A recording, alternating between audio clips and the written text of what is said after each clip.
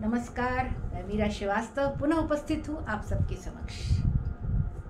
परिवर्तन ऐसा भी है। कैसा लगा आप सभी को परिवर्तन का ये दौर? हमारी परंपराओं में परिवर्तन, हमारी संस्कृति में परिवर्तन, कुछ तत्व नए नए जुड़ते हैं रुचि के अनुसार, और इन नए परिवर्तनों को हम स्वीकार करते हैं और परिवर्तन के साथ जिंदगी, संस्कृति सब आगे बढ़ जाती है। तो आप सभी ने इस परिवर्तन को बहुत व्यूज दिए, बहुत अच्छे से देखा और कमेंट्स भी आए। अब मुझे लगा था कि मैं संगीत के इन वीडियोस को यहीं पे ख़त्म करती हूँ और आगे किसी थोड़ा दिन का ब्रेक लेकर, क्योंकि काफ़ी दिन हो गए पढ़ते पढ़ते, तो कुछ दिनों का ब्रेक लेकर फिर आगे बढ़ूँ। पर जब कुछ लोगों ने ये सुना तो उनका कहना था कि मैडम, दीदी, मीरा जी, आपने संगीत के एक पक्ष लोक नृत्य को तो छोड़ दिया। मैंने इसलिए छोड़ दिया था कि लोक संगीत के बारे में जब बताया गया था तो कुछ लोक संस्कृति के बारे में बताया, हाँ, लेकिन लोक नृत्यों के बारे में अलग से चर्चा नहीं की थी। तो मुझे लगा अब इस अंतिम पड़ाव पर कुछ दिन ठहर जाएं, कुछ दिन, और 1 साल से ऊपर हो गया संगीत के इन वीडियोस को आपके समक्ष रखे हुए, लगभग 1.5 साल। कुछ सप्ताह और सही हम अपनी संस्कृति से पूर्ण रूप से रूबरू हो जाएं।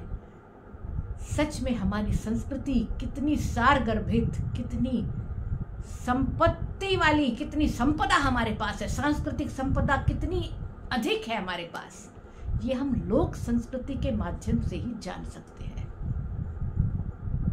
तो मुझे लगा कि ठीक है, लोक संगीत हमने बताया था, तो अगर हम लोक नृत्यों की बात पर आ जाएं तो मैंने संगीत शास्त्र को बहुत छाना।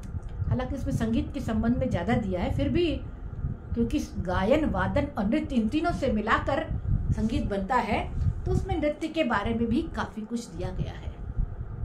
उसमें जो 29 राज्यों और कुछ अपने जो केंद्र शासित प्रदेश हैं, उन सभी के नृत्यों को मिलाकर, सभी नृत्यों को मिलाकर कुल 315 लोक नृत्य छपे हुए हैं।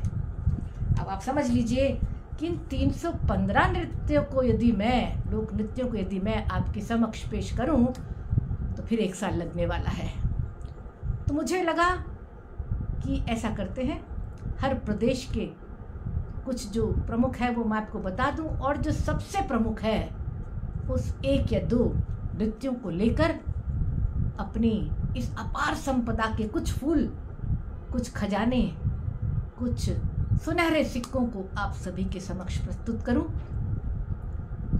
इस दृष्टि से मैं इन 315 में से पहले मैंने प्रदेश छांटे, प्रदेश के बाद मैं लेती गई कि किस किस को प्रमुखता से आपके समक्ष प्रस्तुत करूं, जिसमें से कुछ नृत्य तो बहुत प्रसिद्ध है, हमको लगता है हम सब जानते हैं, पर लेकिन जब गूढ़ता में जाते हैं तो पता लगता है अच्छा, कुछ बातें तो हम जानते नहीं थे। तो ऐसे ही आज चलते हम गुजरात। गुजरात हमारा एक रंग रंगीला प्रदेश है, सांस्कृतिक परंपराओं से सजा प्रदेश है, रंग बिरंगे परिधानों से सजा उसका ये नृत्य है, और वो नृत्य है गरबा। ठीक है, हम सभी आजकल जानते हैं गरबा के बारे में, जो डांडियों से खेला जाता है, अधिकतर डांडिया खेलते हैं। पर यह नृत्य इतना ज़्यादा प्रसिद्ध हुआ कि यह गुजरात की सीमाओं से आगे निकल गया, और पूरे भारतवर्ष, इसके साथ साथ जहाँ भी विश्व में भारतवंशी रहते हैं, भारत के लोग रहते हैं, वो वहाँ के लोगों के साथ गरबा को करते हैं। तो गरबा एक ऐसा नृत्य है जो बहुत प्रचलित है और हम और आप सब जानते हैं। पर ये गरबा शब्द आया कहाँ से? गरबा संस्कृत के गर्भ दीप से आया। गर्भ दीप, दीप मतलब दीपक, और गर्भ मतलब स्त्री की सृजन शक्ति। स्त्री के पास जो सृजन शक्ति है उसको नमन करते हुए यह दीपक जो जीवन का प्रतीक है, यानी उस गर्भ में जो जीवन पल रहा है उसको नमन करते हुए हम ये गरबा करते हैं। गर्भदीप से गर्भदीप दीप होता होता इसको गरबा में परिणित हो गया। गरबा और गरबी, गरबी भक्ति संगीत है जो गरबा के लिए गाया जाता है और गरबा खेला जाता है। मटकी के माध्यम से सर पर घड़ा रखते हैं, है ना, गर्भ एक घड़ा रखा जाता है, गर्भ से घड़ा भी बना, मटकी बोलते हैं, जिसमें बहुत सारे छेद किए होते हैं, जिसमें दिया रखने पर उसमें से दिया पूरे जो छिद्र हैं जितने उसमें दिया से रोशनी चलती है और सिर पर मटकी रखकर उसको नृत्य को किया जाता है। तो गरबा 3 प्रकार से होता है, एक तो सिर पे मटकी रखकर, दूसरा डांडिया खेलकर और तीसरा ताली बजाकर। सभी तरह से गरबा को करते हैं। जैसा मैंने बताया यह स्त्री की सृजन शक्ति का प्रतीक है। सृजन पहली नारी कौन है? हमारी आदि शक्ति माता दुर्गा। आदि शक्ति जो माँ दुर्गा हैं उनमें सृजन है, पालन है और संहार तीनों है। इसलिए जब हम डांडिया खेलते हैं तो 1 2 3 फिर चक्कर लगाते हैं 4, 1 2 3 फिर चक्कर लगाते हैं 4, और ताली भी बजाते हैं तो 1 2 3 और फिर घूमते हैं 4। वो जो 3 ताली है वो 3 ताली माँ की, स्त्री की सृजन शक्ति और माता दुर्गा की जो आदि शक्ति माता है उनकी सृजन, पालन और संहार, इन तीनों शक्तियों को नमन करते हुए हम ये नृत्य करते हैं। इसलिए यह नृत्य सिर्फ नृत्य नहीं है, मनोरंजन के लिए किया जाने वाला नृत्य नहीं है, ये फैशन नहीं है। ध्यान दीजिए, फैशन में गरबा नहीं करना है, ये नृत्य है देवी के प्रति अपनी भक्ति, अपनी श्रद्धा प्रस्तुत करने का।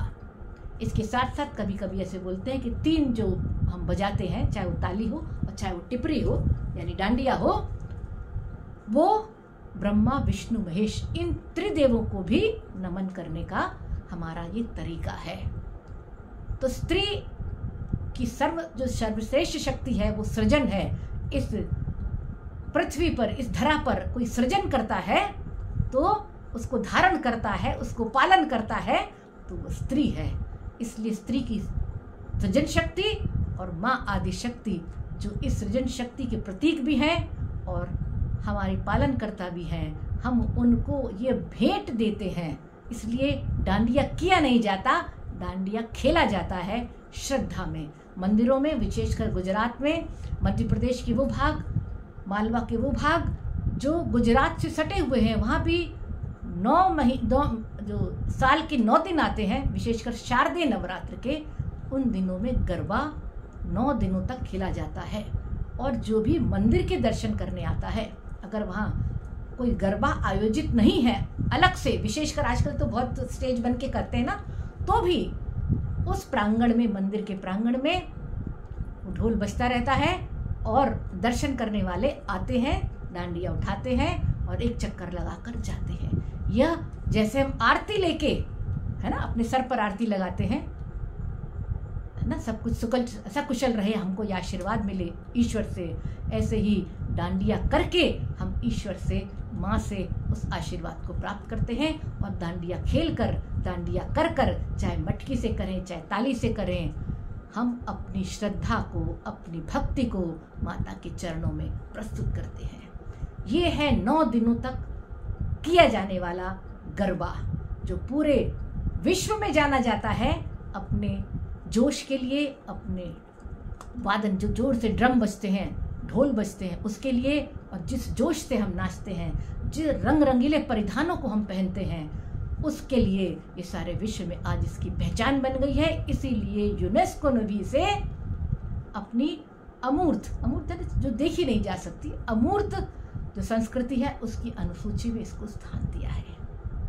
तो मुझे लगता है ये गर्भदीप और सृजन शक्ति, इस नए पहलू को आप सभी ने जाना होगा, समझा होगा और अपनी सांस्कृतिक विरासत की इस नई चीज को, इस नए प्रकार को, इस नए कॉन्सेप्ट को, इस नई अवधारणा को समझकर हमें अपनी संस्कृति पर गर्व अवश्य होगा। मुझे तो है, आपको है ना? अगले वीडियो में फिर मिलती हूँ एक नए लोक नृत्य के साथ। आपको लोक नृत्य का ये व्याख्या कैसी लगी? और चित्र मैंने इसलिए नहीं प्रस्तुत किया कि गरबा सभी लोग जानते हैं कि किस प्रकार के कपड़े और किस प्रकार के डांस किया जाता है। जल्दी ही मिलती हूँ। इस बार यदि देरी से आई उसके लिए बहुत बहुत क्षमा प्रार्थी हूँ। और एक जोश भरे रंग रंगीले नृत्य के साथ फिर उपस्थित होती हूँ। तब तक के लिए नमस्कार। वीडियो पसंद आए तो लाइक करिए, शेयर करिए और सब्सक्राइब भी करिए। आपके कमेंट्स का, आपके लाइक्स का, आपके व्यूज़ का मुझे इंतज़ार रहेगा।